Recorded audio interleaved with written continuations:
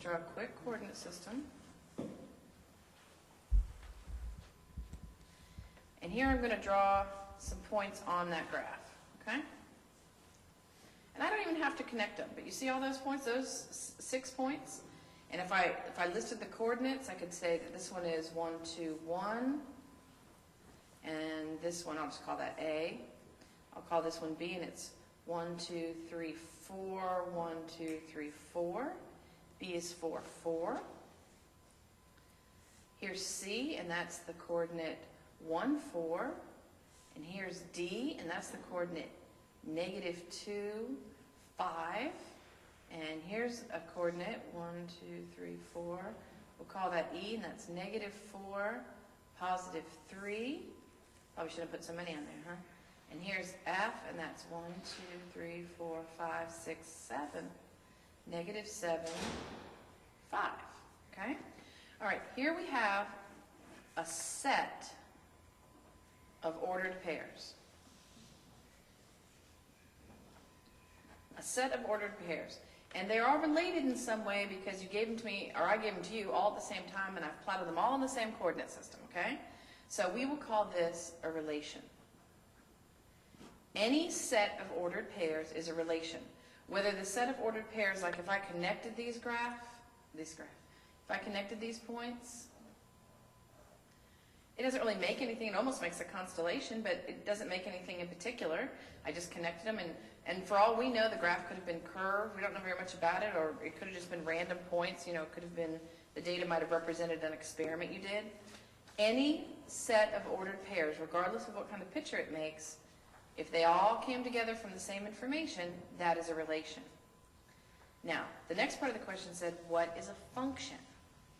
All right, let's pretend, again, we have a coordinate system, and this time I have a set of ordered pairs, and they look like that, okay? So when I connect it, in this case it happens to be a line, okay? Now it turns out that this line is a relation, and the question is why is it a relation? Well, it's a function. And the question is, why is it a function? A function means for every input, and we're going to call that domain, and I'll define that a little bit more for you because that was in your email as well.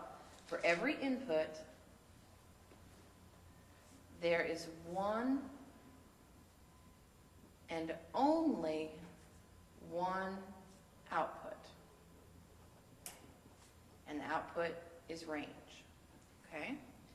So, if I was to look at the points on this graph, and I said, okay, I put in 1 and I got 1. I put in 2, I got 2. I put in 3, I got 3. I put in 4, I got 4. Okay, this one worked out very pretty because the way I put it on the line. Okay, we'll call that A, B, C, D. A, B, C, D. Okay? Now, why is this one a function? And it turns out that the one up above, if we can still see it, is not a function. Well, look over here. When I put in 2, I got, for point A, I got 2, 1. Well, look up here. The graph hit it here as well. So sometimes when I put in 2, I get 2, 1, 2, 3, 4. So which one's correct? Is 2, 1 correct, or is 2, 4 correct? Well, for this top graph, they both happen to be correct. But for a function, that would not work, okay? So the rule is, for every input, if I put in 1, I better come back with one answer all the time. If I come back with 2 answers, like in this case, I put in 2, I came back with 2, and the test, your teachers might have shown you this, called a vertical line test. If I draw a vertical line through that graph, see how it touches the graph? Here's a whole bunch of places where it's touching the graph in 2 or more than one place. Then that is not a function. Okay, is this one down here, the second example, is it a relation? Yes, it is a relation. It is a set of ordered pairs. Everything is a relation. Some relations are functions. So, all functions are relations. Some relations are functions, okay? Now that's a very basic definition, but hopefully that's going to get you on the road, okay? A relation, a set of ordered pairs, a function, a special set of ordered pairs, where for every input you get a special output.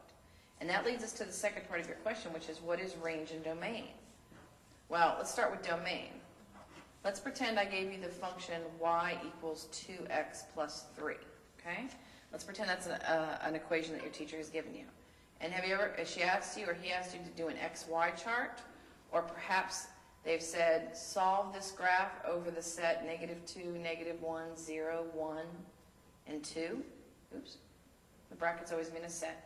Well, this is a way of saying, okay, domain, put these values into the function and tell me how it behaves. It's kind of like a machine, okay? You almost need to think of it as, here's my input, and I'm going to put it into the machine. In this case, our machine is 2x plus 3. Goes into the machine and out pops our output. Don't laugh at my picture. And our output in this case is going to be range, or answers, and here comes our input, which is domain.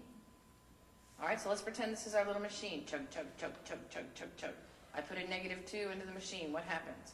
2 times -2 plus 3. 2 times -2 is -4.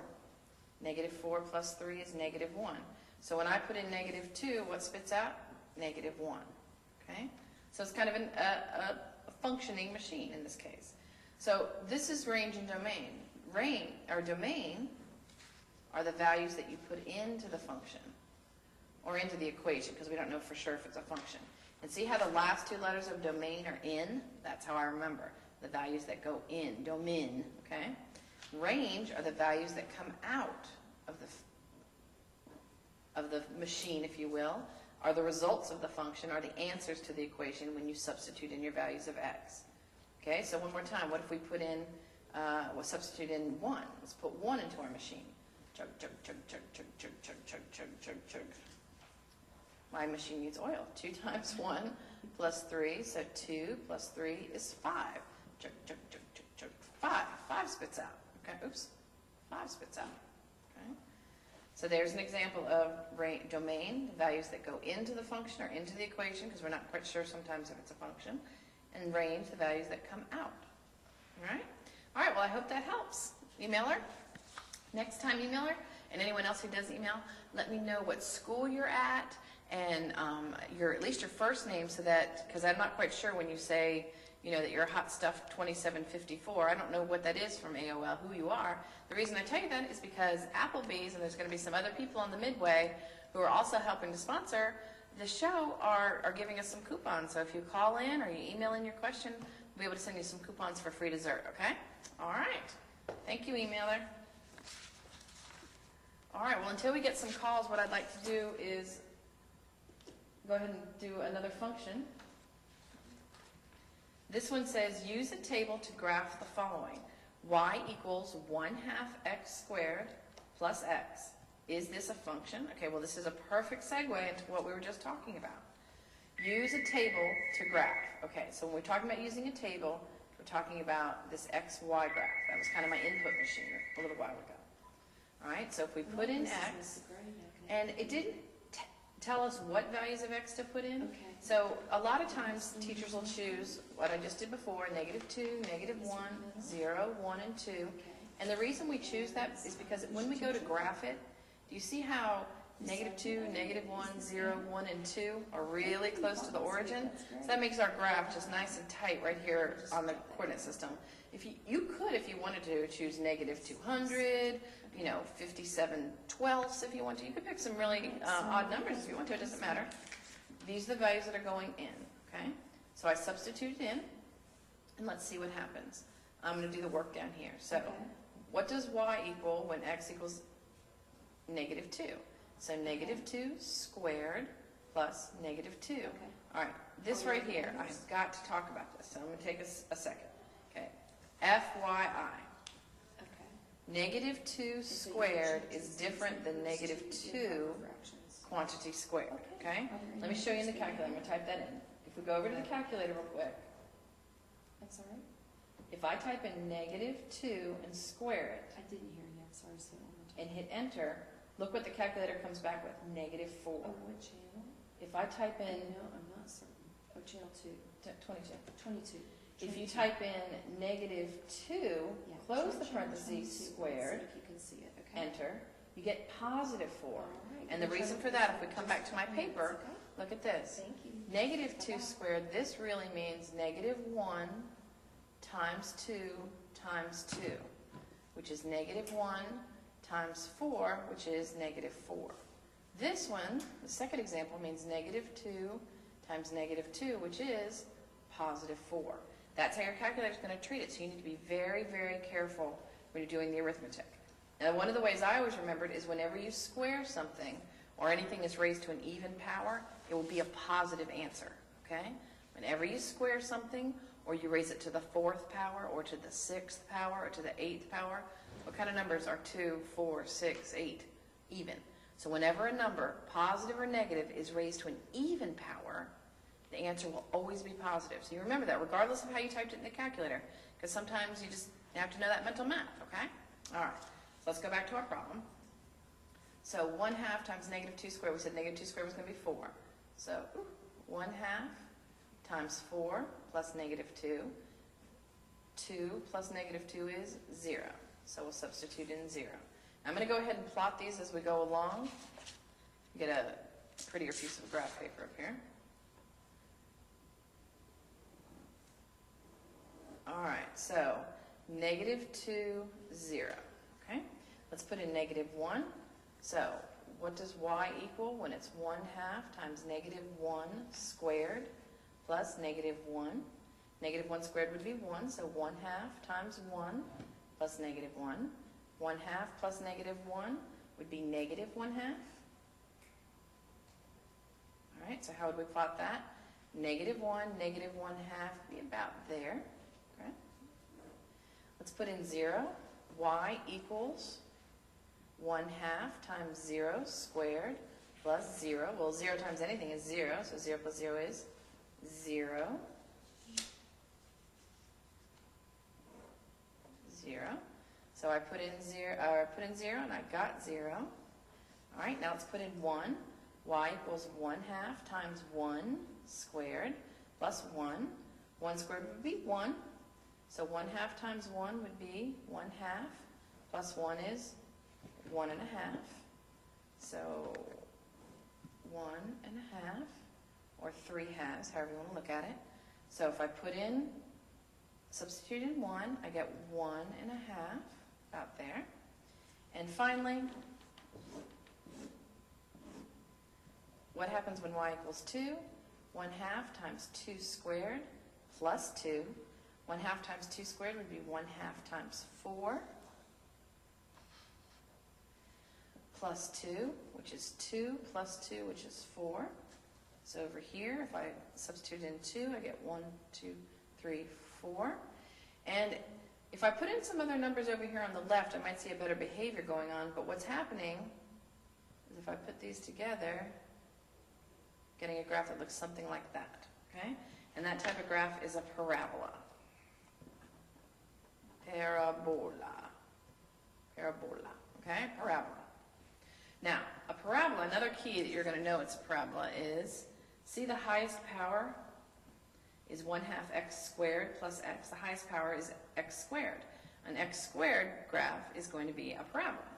Now the next question is this a function? Well, there are 3 different ways you can test to see if it is a function. The easiest way is the vertical line test. And that's where you take vertical lines and you draw them through the graph. Do you see how my vertical lines are touching in only one place on the graph each time? That's a sign that it is a function, okay? The other way is to look at your range and domain. For every x, for every input, there should be one output. I put in -2, I've got 0. I put in -1, I got -1/2. I put in 0, I got 0. Uh-oh, the y is duplicated. Well, that's okay. Nobody minds if we get the same result. I just need to know that if down here in the bottom, I put in -2 again, will I come back with 0? Yes. Each and every time I put in a value into this equation, I will get the same answer every single time. And that's what we want. That's a function, okay? So the first way is to do the vertical line test.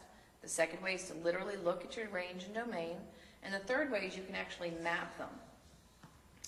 And mapping would look something like this, where you have a bubble, and you would put in your values of the domain, sorry.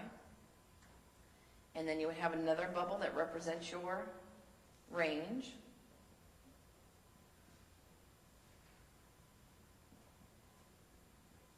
Okay, and then you would say when I put in -2, I got 0. When I put in -1, I got -1/2. When I put in 0, I got 0. When I put in 1, I got 3/2. And when I put in 2, I got 4. And what you're looking for is, did any of the values when you put in the x, if they duplicated, again, if I put in -2 here again, what should I get? I should get 0. It's okay if we have multiple dots over here with the y side, with the range side, but not with the x side, okay? All right, so is this a function? Yes, this is a function. All right, great question. All right, next question. It's from East Wake. This is Anna from Miss Sargent's class. Change the mixed numbers to improper fractions. Okay. When you change a mixed number into improper fractions, Anna, you need to look at a couple different things. You need to look at the whole number, and that's the 2, and you need to look at your fraction 1/3, okay? Now the process is I need you to kind of think about this, is if you had let's pretend you ate a pizza, okay? In this case, this means you ate 2 pizzas plus another 1/3 pizza, okay? So if you had 2 whole pizzas and 1/3 of a pizza, we want to cut up the pizzas the same way. So you might have 2 pizzas, and they all have to be, and that's not cut up very well, is it? They all have to be cut up into groups of 3. And you ate 2 whole pizzas, so you ate 1 slice, 2 slice, 3 slice, 4 slice, 5 slice, 6 slice, 7 slices of pizza, okay? 7 slices of pizza that were all cut into groups of 3. That's what a mixed number is doing. It's telling you how you've combined your whole pizzas, in this case, all your whole slices, and the little parts that are left over. So if we did this right, this fraction, turned into an improper fraction, should work out to be 7/3, because that's how many slices you ate of a pizza that was divided into groups of 3. Now the math that's involved, if I have 2 and 1/3, the rule is take the denominator, which is 3, and multiply it times the 2. What's 2 times 3? 2 times 3 is 6. Then you take that answer and you add it to the 1. So 2 times 3 equals 6. 6 plus 1 equals 7. Okay? So 7, and you always put it over the original denominator, 3. 7/3. So 7/3. Okay? So you need to think about it. How many pieces of pizza did you eat? 7 pieces of pizza that were divided into groups of 3. All right, let's look at this one. If we follow the process, what's the rule? We're going to take the denominator, 5, and multiply it times the 3. So what's 5 times 3 is 15. Then you're going to take the 15 and add it to the 4. What's 15 plus 4? 15. 16, 17, 18, 19. So 19, and then put it over the original denominator, which is 5. Okay? Now the one way to check your work, Anna, is to go backwards. So if I have this number 7/3, divide 3 into 7. 7 divides into 3 2 times. That's 6, and subtract. 7 minus 6 is 1, with 1 left over, 1/3. So it checks out. It worked. How many times does 5 divide into 19? 5 divides into 19 3 times. 3 times 5 is 15. Subtract, you're left with 4, and 4/5. Okay? So that one checked out as well. So if we do one more, Anna, let's pretend I gave you 4 and 1/6. If I asked you to convert that to an improper fraction, take the 6 and multiply it times the 4, which gives you 24. 24 added to the 1 gives you 25 over the original denominator, 25/6. Okay?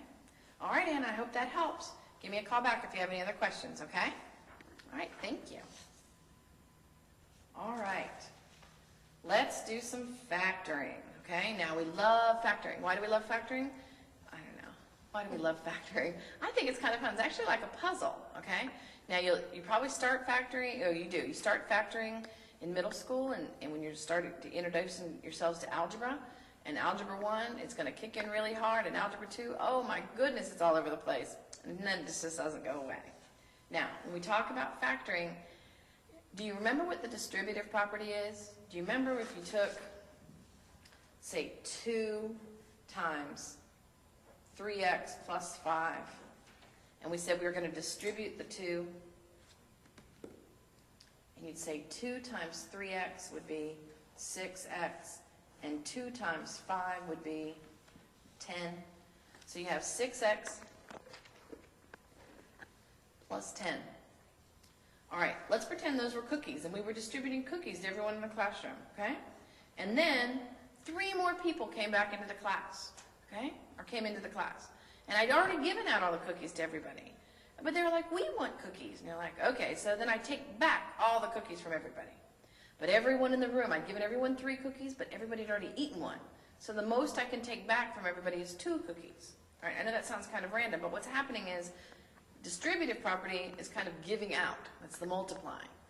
Factoring is the taking back, which is division, okay? And you can only divide out as much as I can get from everybody, okay? Kind of think of it like the mafia, and then they're going out to get something from everybody. They're collecting dues from everybody in your Girl Scout troop. Well, I guess the mafia might not do that for your Girl Scouts. Get the idea, okay? So distributive property is multiplication, where factoring is division, okay? So if we look at these couple examples, this one says find the GCF of the terms of each polynomial. Okay, a polynomial is monomials separated by addition or subtraction, okay? And a monomial can have multiplication or division in it. So see how 15w, that really means 15 times w, that's multiplication? Or it can just be a number, a constant, like 21 in this case. When we say find the GCF, we mean find the greatest common factor. So we want to find the number that we can divide out of both of these numbers, okay? So we also have to deal with the variables. First, let's look at 15 and 21. What number can divide into both 15 and 21? Well, the numbers that divide into 15 are 1, so 1 would go into 21. 3, does 3 go into 21? Yes. So 1 works, 3 works. 5 goes into 15, 5 doesn't go into 21. 15 divides into 15 evenly, 15 doesn't divide into 21 evenly. So the greatest common factor would be 3. Now what you could do is you could list out all your greatest common factors and look for them that way, and we'll try that here in a second. So the number is 3. So what we're doing is we're going to say, okay, over here off to the side, what's 15w divided by 3? Well, 3 goes into 15, 3 goes into 3 once, 3 goes into 15 5 times. So I'm left with 5w. Plus, you always keep the sign that's there, divide 3, oops, wrong way, 21 divided by 3. 3 goes into 3 once, 3 goes into 21 7 times, plus 7. And what just happened is, what if I go back and distribute? 3 times 5w, 15w. 3 times 7, 21. And there's our plus sign, okay? So GCF is a factor, in this case, the common factor, the greatest common factor, get it? GCF. Okay, it's not goodwill, right? So GCF, so the largest number that goes into all of them. Now notice that the W was only with the 15 term. It wasn't with the 21. In this second example, if you look at it, we have an A that's involved with both terms. So now we're going to have to do a GCF not only with the coefficient that's in front of the variable, but we also want to deal with the variable itself, okay? So first let's look at the 6 and the 8. What numbers divide into both 6 and 8? Now, I always pick the smallest one because I wouldn't take 8, because 8 won't divide into 6 evenly. So I always look at my smallest number first. 1 goes into both of them, of course. 1 will go into everything, wouldn't it, or divides into it. 2 goes into 6 evenly. 2 goes into 8 evenly. 3 goes into 6, but it doesn't go into 8. And 6 goes into 6, but 6 doesn't divide into 8. So our greatest common factor for the coefficients is 2. Now let's look at our variables. We have a squared, which means a times a, and we have another a over here, okay? If these a's represented apples, okay, and the first term had 2 apples and the second term had 1 apple, and I had to collect back apples from everybody, the same amount, I can only take as much as the lowest person has, right? So the 6a squared term has 2, and the 8a has 1, so I'm going to be able to take back 1a from both of them. Does that make sense? You can only take out the smallest amount from the variable. So come back over. I'm going to take out, and I keep saying take out, and it's really bad slang. That's what you're used to hearing, but it really, what I'm doing is factoring out. Take out, factor out, divide out. So let's do this off to the side. 6a squared divided by 2a. Treat the numbers like you always do. 2 goes into 2 once. 2 goes into 6 3 times. There's 1a on the bottom, 2a's on top, so I'm left with 1a on the top. So final answer, 3a. How can you check yourself even before you go further? What's 2a times 3a? 6a squared, so that worked. All right, 8a divided by 2a. 2 goes into 2 once, 2 goes into 8 4 times. Your a's cancel each other out, so you're left with 4a. And then what do we do with the sign? The sign carries over with it. Okay? And again, check your work. 2 times 4a is, 8a squared? I forgot, my a's canceled out, so that's gone. So see, so always check your work so you don't make a little careless error just like I did. All right, so let's see if we can do number 3 a little bit faster. Well, let's look. 9, 6, and 12. Look at the lowest number, which would be 6. Our possibilities are 1, 2, 3, and 6. 1 goes into all of them. 2 does not go into 9. 3 goes into all 3 of those numbers, 9, 6, and 12. And 6 does not go into 9. So our choice is 3. So we're going to divide out 3. Now look at our variables. X to the 3, X to the 2, no X's. So if I was going to take some X's from all 3 of the terms, how many can I take? Well, I can take up to 3 from him, from this first one. I can take up to 2 from the second one, but I can't take any one from the last one. So that means I can't take X's from any of the terms. All right? So we're just dividing out of 3. So 3 divided into 9x cubed would be 3x cubed. And check yourself. What's 3 times 3? 9. Minus, bring down your sign. 3 divided into 6 is 2x squared, because we can't do anything with x's. And 3 divided into 12 is 4. There you go. And again, if you go back and redistribute it. Whenever you're doing factoring, you always want to look for the GCF first. Always look for the GCF first. It's not that the answer will be wrong, but at the very end, just like with a fraction, you're going to end up reducing at the very end. And you don't want to take a chance that you haven't reduced or factored out. See all these words that almost all mean the same thing. Reducing was a way of dividing and reducing a fraction, right? Simplifying. Factoring, take out. I hate saying that, but I know that's the words that you hear sometimes, okay? That's the words you use. We're going to try not to, okay? All right. So then, let's see what we have. Stephanie from Nightvale. Classify each one of the functions, okay? All right, well, a moment ago I was telling you that on that function that we had to plot, it had an x squared in it. So I said, as soon as you see that x squared, you're going to know it's a parabola, because when the coefficient is 2, I mean not the coefficient, the highest exponent is 2, it's a parabola. If the highest exponent is 1, then it's linear, it's a line, okay? And if the highest exponent was 3, then it's going to kind of be a snake. It's going to have kind of a little hoop to it. The highest exponent was a 4, it's actually going to make kind of a W, okay? Or an M, depending on some of the signs. All right, so let's look at these. Classify each one of these functions. Y equals 2x plus 3 times x minus 4. Well, of course, the highest exponent is 1, so this must be a line, right? And if I look at our linear, I wouldn't say line, linear function. And if I look at the second one, I skim through it real quick and I see an x squared, so this one must be a quadratic, right? Meh. Lollipop, lollipop, oh, lollipop, lollipop. This is what I'm going to classify as a sucker question. You know why? Because yes, as you visually look at this, the highest exponent is 1, the highest exponent is 2, but until you simplify these two, you cannot make a determination what kind of function it is, okay? And I'll show you why. Let's take A, and let's simplify it. 2x plus 3 times x minus 4. How would you simplify that? Well, this is multiplication, so you're going to do the FOIL method, or you're going to do the box. I always do the FOIL, so let me show the box to those of you who've never seen that. Basically, you take one of the terms, and it goes in the top of the box. And you take the other term, x, and a minus 4, that goes in the side of the box. And then you pull them together and multiply. So x times 2x would be 2x squared. X times positive 3 would be 3x. Negative 4 times 2x would be negative 8x. And 3 times negative 4 would be negative 12. The nice part about the box is that if you have messy handwriting, or if you mix up some of your negatives sometimes, this really does keep you very, very well organized. And see how the crossbars come together here in the center? With what? A plus sign.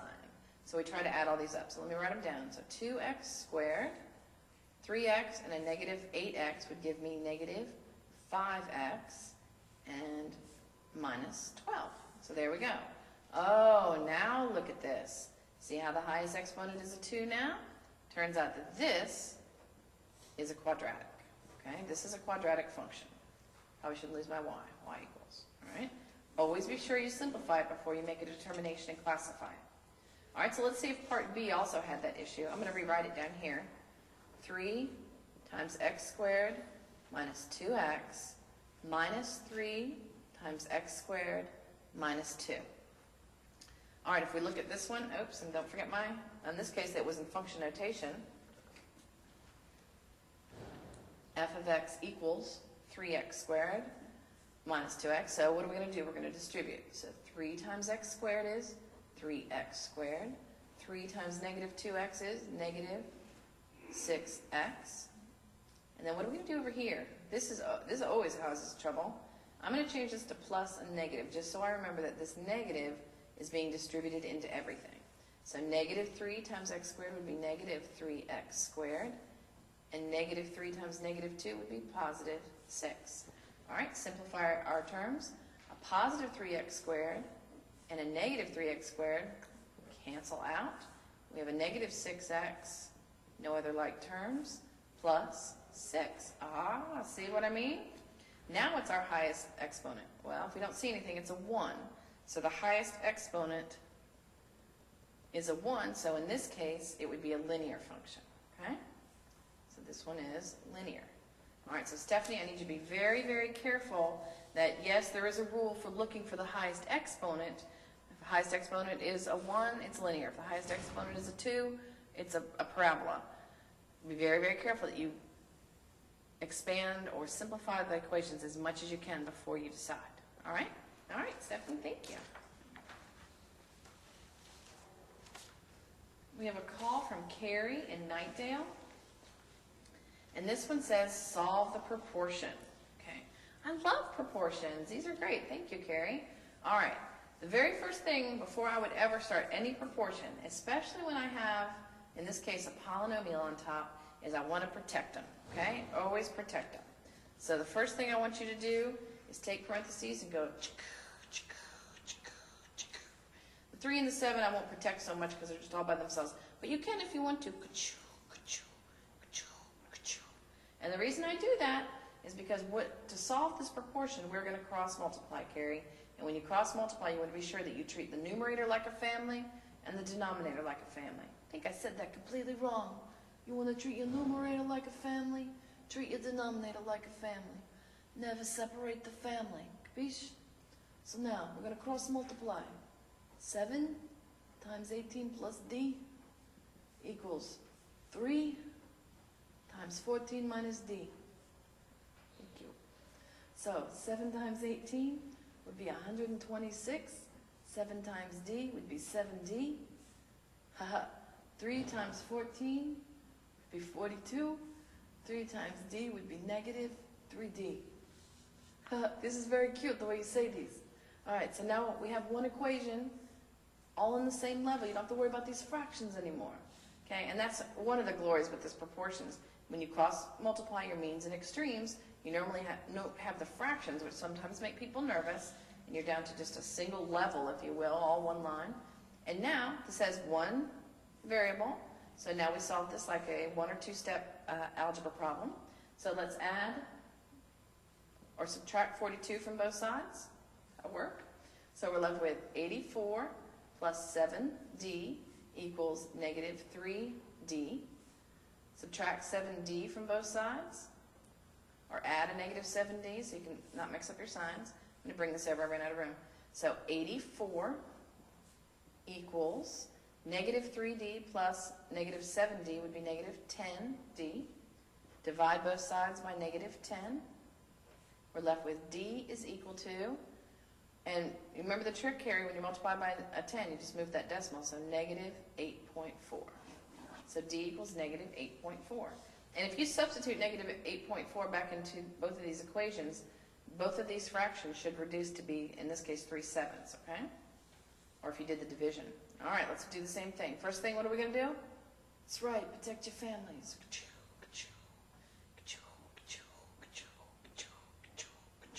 You'll thank me later, you build up this habit. So, what are we going to do first? We're going to take the 12 and multiply it times m squared minus 8 equals 3m times 4m plus 1. You cross multiply. Not cross cancel, cross multiply. We're going to distribute 12m squared minus 96 equals 12m squared plus 3m. We're going to not panic because we haven't, see how we have an m squared? Don't worry about that. Look what happens if we subtract 12m squared from both sides. They're opposites. They cancel out. So we're left with negative 96 equals 3m. Divide both sides by 3. We're left with m equals, don't lose that negative, negative 32. M equals negative 32. Great. All right, so what's the rule when you have a proportion? Proportion is 2 equivalent ratios, like almost 2 equivalent fractions, right? To solve them, you would cross multiply, or would solve for the variable in them. And the reason that works is because both of them are equivalent. So when you cross multiply, you should be able to solve for your variable. All right? All right, Carrie, I hope that helped. If there's any other questions, give me a call back. All right, let's do some more factoring. All right, we did some GCF a little while ago, and now we're going to crank it up just a little bit. Bam! Crank it up, right? All right, we're going to spice it up. I knew that just woke you up, all of you flipping through channel 22. All right, this is Make the Grade. If you just happen to stop when I yelled BAM, because I'm obviously not Emerald, and we are working out math problems. So if you want to call with a question and you have some math questions, math help with homework, give me a call, or you're more than welcome to email me, I don't remember, or you can email me at mathhelp@wcpss.net, okay? And we will answer your math questions. Not terrible. All right, so I think the question is on, the phone number is at the bottom of your screen. All right, so let's look at this first one. GCF is what you always start with. Whenever you're factoring, you start with GCF, step 1. All right, 4x squared, 20x, minus 12. What do 4x squared, 20x, and negative 12 have in common? Well, we always look at the smallest one. We'll look at the 4. Our choices are 1, 2, and 4. 4 goes into all 3 of those terms, so we'll definitely divide out the 4. Look at the variables. We have an x squared, an x, and no variables, so we can't take out a variable. So 4x squared divided by 4, or you're going to hear yourself sometimes say take out the 4. It means division. You don't lose it. 20x divided by 4 would leave us with 5x, and negative 12 divided by 4 would leave us with, put my teeth back in, leave us with negative 3, okay? All right, now is that as far as that can go? Well, our question is can this piece right here factor? And we're going to go a little bit further, but this piece right here actually will not factor the way we're doing it now. Later on, you might be able to do some other work with it if you actually had to solve it or solve for the values of x. You'd be able to do something called complete the square, or you could do something called quadratic formula. But this term right here, x squared plus 5x minus 3, does not factor. And we go a little bit deeper. I'm going to come back and show you why. All right, look at B. 9n squared minus 24n. All right, look at the 9. Our choices are 1, 3, and 9. 1 goes into 24, of course. 3 goes into 24. 9 does not, so we're going to be able to factor out a 3. Look at our variables. We have an n squared and an n. So you can only take out as much as all of them have. So they both at least have at least one n, so we can divide out an n. 9n squared divided by 3n, and if you ever get mixed up, that's what your margins are for. Just come over here to your margin, 9n squared divided by, can you see my margin? Divided by 3n, 3 goes into 3 once, 3 goes into 9, 3. I have one n on the bottom and two n's on top, which leaves me with one n on top, 3n, okay? The other way that you could help yourself is to say 3n times what will give me 9n squared? Well, 3n. The sign carries over. Now, what's 24n divided by 3n? Your n's cancel. 3 divides into 24 8 times. You're left with 3n times the quantity, 3n minus 8. How are you going to check your work? You're going to go back and redistribute, okay? These are two examples of GCF. All right, let's look at the next one. Number C, letter C. Hello. We look at letter C. Grab a piece of paper. We look at letter C. The first thing you want to do is try to find a GCF, okay? Do 3, 16, and 5 have anything in common? No, they do not, okay? 3 would be 1 and 3, and that does not go into either one of them. The variables, x squared, x, and no x, there's nothing in common. So the next thing we're going to do is we're going to try to solve this by grouping, okay? So after you try GCF, you may do GCF, then you want to look at grouping. Now, your teachers may have taught you several different ways. I think this is one of the ways that we'll do grouping that'll make sense. If it doesn't make sense to you, call me and I'll review it again, or be sure that you talk to your teacher about what method they're using. I'm going to use the method called grouping, and I have a tendency to use it the most when I notice that the first variable, or the first coefficient with the x squared in this case, is a number greater than 1, okay? Because sometimes these are a little bit harder to factor. And I sometimes call it the a times c, and then I put a little plus b over here as a reminder, okay? Now, in the standard quadratic, it's in the form ax squared plus bx plus c. So in this case, our a would be 3, our b would be 16, and our c would be 5. The rule is, first multiply your a times your c. What's a times c? What's 3 times 5? 15. And then take your b term, which in this case is negative 16. I am now going to be looking for two numbers that multiply to give me 15, but add up to give me negative 16, okay? What could those two numbers be? Well, what are two numbers that multiply to give me 15? 3 and 5. If I take 3 and add it to 5, do I get 16, negative 16? No. If I take and subtract them, do I get negative 16? No, so that's not going to work. Okay, how about 1 and 15? 1 times 15 is 15. Is 1 plus 15 16? Negative 16? No, we have to deal with signs, okay? So what about negative 1 and negative 15? Negative 1 times negative 15 is positive 15. That checks out. Negative 1 plus negative 15 is negative 16. That checks out, okay? So these are our factors that we want to do. Now, what you do at this point is you can't just randomly change an equation, but I could at any time manipulate the equation as long as I don't change its value. So bring down the 3x squared just like it was, and now I'm going to change my negative 16x to be negative 1x plus negative 15x. I'm going to actually split that up. So negative 1x plus a negative 15x plus 5, okay? So I split up the middle term. I have not changed the value in any way, shape, or form. You're not allowed to just change the value, okay? You can't just subtract out the 16 and let it be gone, but I did split it up, okay? This is another way of looking at it is taking the number 4 and splitting it up to be 2 plus 2. It means exactly the same thing. All right, next thing you're going to do is group. And I'm going to rewrite it just so you can see it, but you regroup the first two terms and group the second two terms. After you group, now you're going to look for a GCF in both terms.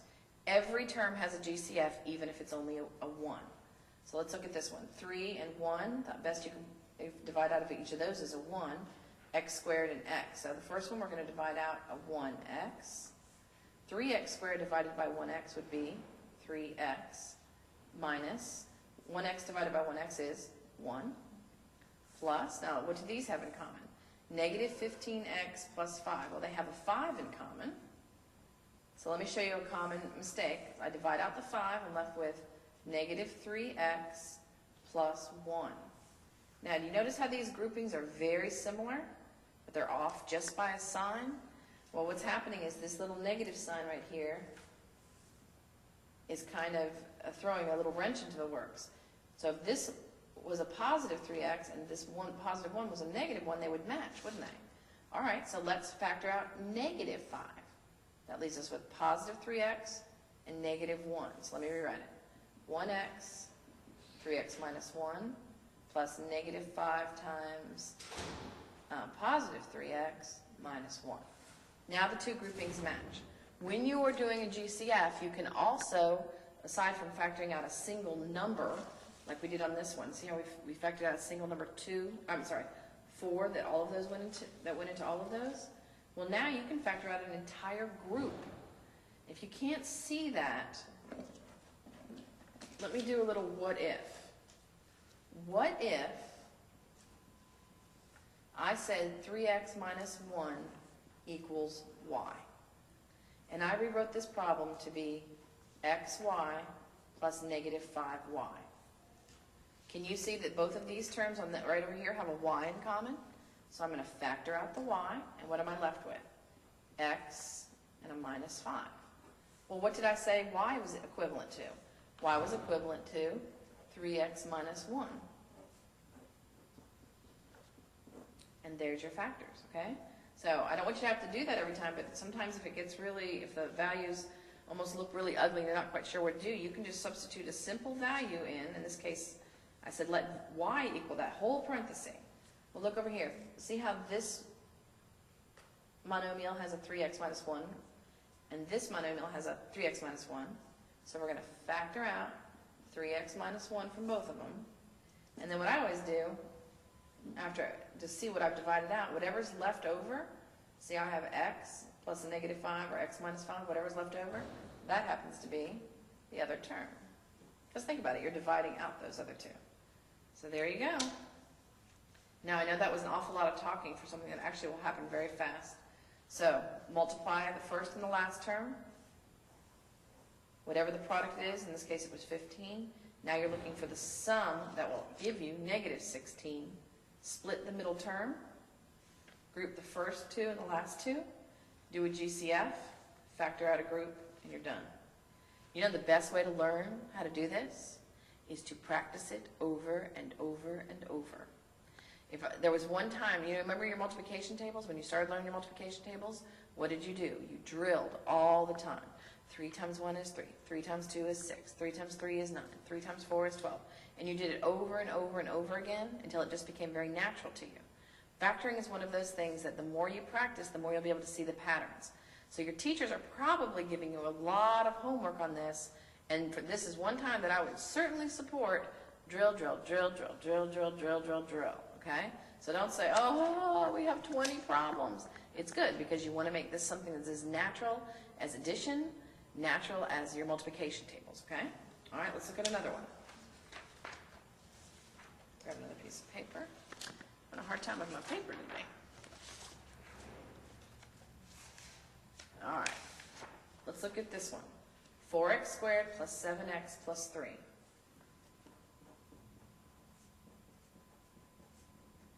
What did I say you wanted to do? Multiply the first and the last term, and I kind of say a times c to remind myself, and plus b. A times c would be 4 times 3, which is 12. B would be 7. I need two numbers that are going to multiply to give me 12, but add up to give me positive 7. Well, 3 times 4, that's the first obvious one. What's 3 plus 4? 7. That checks. 3 times 4 is 12. Check. What do you do then? Split the middle term. 4x squared plus 3x plus 4x plus 3. Next thing, group your first two and your last two. First two, last two. Next, do a GCF on both of those groupings. What do 4x squared and 3x have in common? They have a single x. Divide x out of both of those, you're left with 4x plus 3. Over here, what do 4x and 3 have in common? Well, you might be telling yourself nothing. I told you everything has something in common, even if that something is only a 1. So if we divide out a 1, that's not going to change anything. All right, you see how both of these have a 4x plus 3, 4x plus 3? So factor out that group. If I factor out that group, what's left? X plus 1. Oops, my pen's in the way. What's left? X plus 1. How are you going to check your work? You're going to go back and refoil this or use the box, okay? To distribute it back, and you should end up with the original 4x squared plus 7x plus 3. All right? All right, let's do the last one now. We're starting to get this faster now, right? So let's see. Here, I have no space in this one. 6x squared plus 11x minus 35. All right, so the first thing we're going to do, is a times c, and there's b. So 6 times 35. 6 times 35 is 210. And b is 11. So I want two numbers that are going to multiply to give me 210 and add up to give me 11. So I'm going to look at my most obvious one to me is whenever there's a 0, it would be 21 times 10. So 21 times 10 is 210.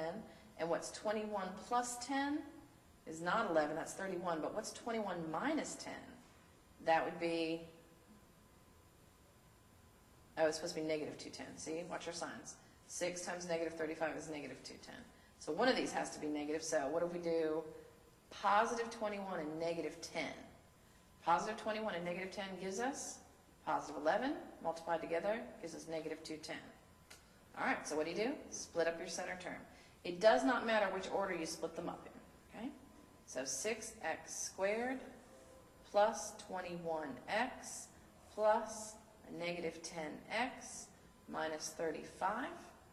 So I've split up the center term, group the first two, group the last two. What do 6x squared and 21x have in common? A 3 divides into both of them, and an x.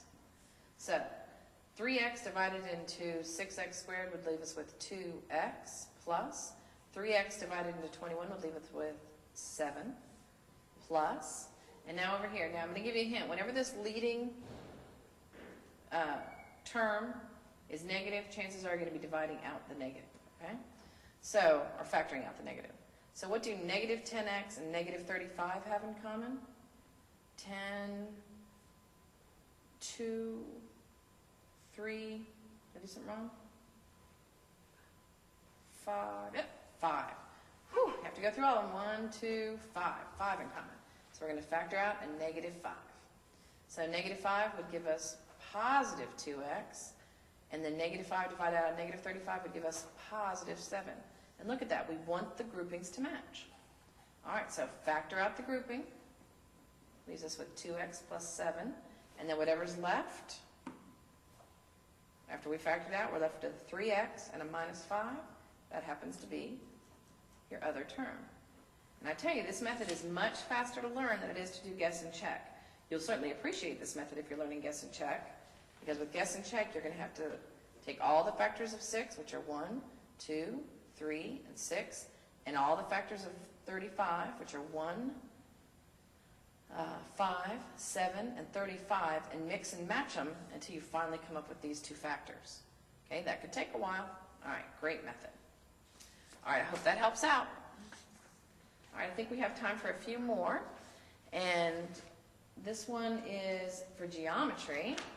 Determine the value of x, for which line L is parallel to line M. Oh, these are wonderful problems. Okay, what's happening here? Well, we want to determine the value for x for which the lines are parallel. So what we don't know is whether the lines are parallel. But if the lines were parallel, okay, big capital F. If they're parallel, what could you tell me? Well, when your teacher says parallel lines, you better very quickly say, okay, if I have parallel lines, alternate interior angles congruent, alternate exterior angles congruent, corresponding angles congruent, same side interior angles supplementary. What was that again? Yes, do the little rhythm, okay? Alternate interior angles congruent, alternate exterior angles congruent, corresponding angles congruent, same side supplementary, okay? Now, you can be laughing at my rhythm, but keep those together, and remember, every time you hear parallel lines, you want to think that. So if we look over here on this problem, the lines are not parallel, but if they were, we might be able to make some connections between these angles. What type of angles are 14x minus 5 and the 3x? This angle right here